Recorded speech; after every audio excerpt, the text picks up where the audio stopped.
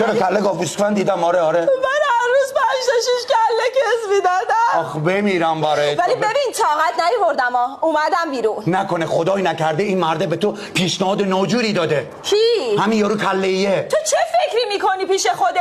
من دختر پاکیم، تو منو نمیشناسی. چرا معذرت میخوام، ببخشید.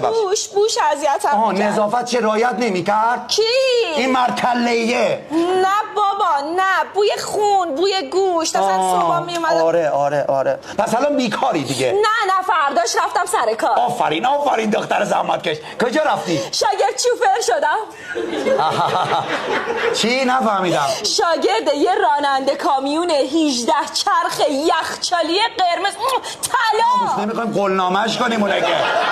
میگم چرا رفتی شاگرد چوفر شدی؟ وای شیری خیلی ترسناک بود. کی کله‌ایه؟ نه کی؟ ببین ساعت 3